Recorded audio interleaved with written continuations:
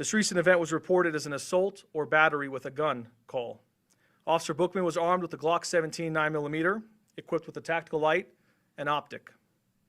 The investigation revealed he fired 6 rounds. The 2 individuals involved in the officer-involved shooting are identified as Brandon Durham. He was a 43-year-old black male adult, 6 feet tall, weighing 185 pounds.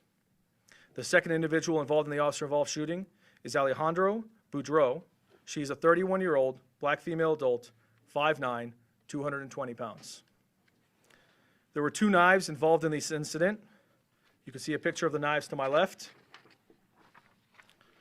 The following are Alejandro's charges: 1 count of home invasion with a deadly weapon, 1 count of assault with a deadly weapon, domestic violence, 1 count of child abuse, neglect, or endangerment, and 1 count of performance of act in willful or wanton disregard of safety of persons resulting in death. The detail of the officer-involved shooting are as follows. On November 12, 2024 at 12:40 a.m., LVMPD received a report of 2 subjects shooting into a residence located in the 6900 block of Wine River Drive. The person reporting the shooting was identified as Brandon Durham. Durham told the call taker that the subjects were attempting to enter his residence and that he was inside his residence with his 15-year-old daughter. Durham then stated that the suspects had entered his home through both the front and back doors of his residence and that Durham would be locking himself in the bathroom. Officer Bookman, along with 2 other patrol officers, arrived. Immediately upon arrival, the officers noticed that there was damage to multiple vehicles in the driveway. They also noticed that there was damage to windows of the house, and they also heard screaming and banging from inside the house. Officer Bookman kicked open the front door and was the first officer to make entry. While inside, officers continued to hear screaming and banging. They immediately directed their search towards an L-shaped hallway. As officers turned the corner in the hallway, they observed Durham and Alejandra entangled in a physical confrontation. They were at the threshold of a bedroom. Both individuals appear to be struggling over a knife in the doorway. Officers Bookman issued multiple commands to drop the knife, and then he discharged his firearm, striking Durham and causing him and Alejandra to fall to the ground. Officers took Alejandra into custody, and they attempted life-saving measures for Durham. Unfortunately, despite those efforts, Durham was pronounced deceased at scene.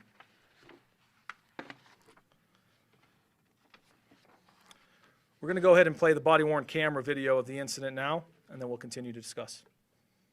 Just giving the description of an unknown male, 20 to 35, 10 medium build, red beanie, wearing a black sweatshirt. Black sweatshirt, red beanie is the description of the suspect. So when they're going in this house, these are the cues that they're looking for. They're looking for anybody that matches that description, wearing a black bottom or black shirt and red beanie. That could also be wrong. You know, people see what they see in the heat of a moment, but that's the description that the police have to go off of. So when they enter this house, that's the visual of the suspect that they are cueing to. Metro Police! Metro Police! Metro Police! Metro Police! And you turn a corner and out pop 2 people struggling for a knife.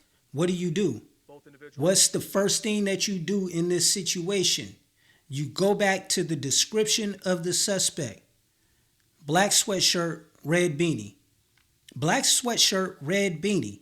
The other person in this video who is struggling over the knife is in their underwear. Look like some boxer briefs, bikini cuts.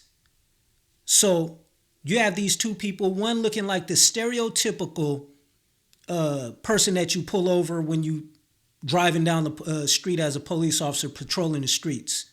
Racial profiling. If racial profiling was a person, that picture of the person in the red hoodie and black jacket would be the picture that they put up in the dictionary. If racial profiling was a person, that person right there is the stereotypical look of a person that gets pulled over often by the police. So what would make this officer come across 2 people, one looking like they were just disturbed out of their bed, the other one looking like a prime burglary suspect, and you would shoot the one that looks like they just woke up, like they live here. If they are struggling over a weapon in a home, the one person looked like they just came from outside. Looked like they were just out there shoveling snow. You can barely see their face because they have the sweatshirt pulled so tight around their face to where only the eyes and the nose are sticking out. What would make you shoot the person in their underwear? Please understand, we are very early into the investigation. We still have a lot of work to do.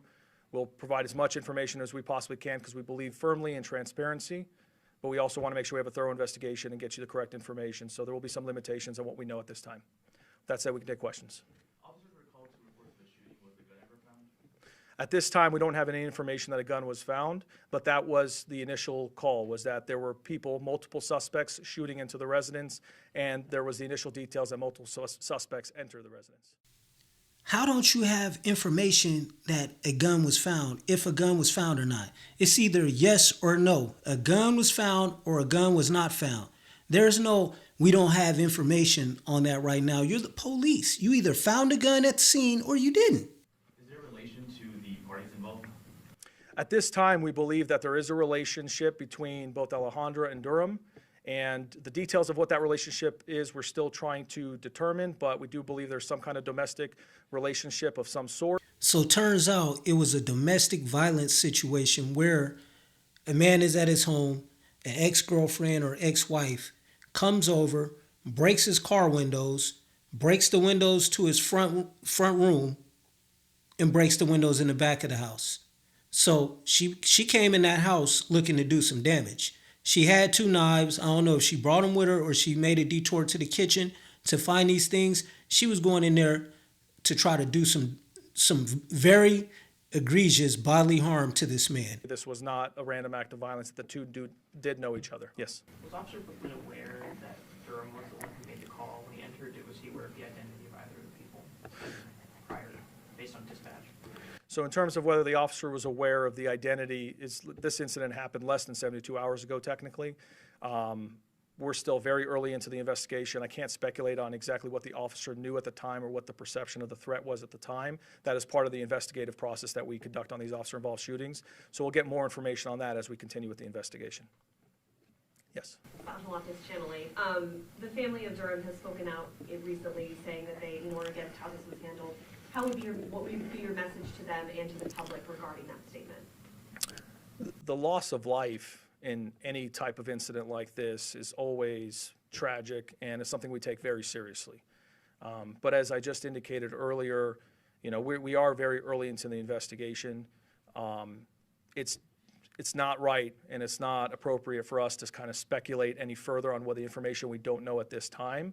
But what we can focus on is the facts. We try to be as transparent as possible to make sure that the public and the families and everyone knows what we know at this time early into the process. And we know that the officers were responding to a highly dynamic and violent call. We know that the officers, the initial information they had was multiple people were potentially shooting firearms into the house and that they had made it into the home. So the officers went in with exigent circumstances because they believed there was danger and violence occurring. They themselves witnessed and viewed damage to multiple vehicles, glass windows shattered out, looking as if someone broke through the window. And then they also heard banging. But anyways, I am Epic, and this is Media Circus Online with another episode of Opinionated. Go ahead, hit that like, subscribe, notification bell, and drop me a comment. Let me know what you think. I appreciate it. I'm out until next time. Stay informed.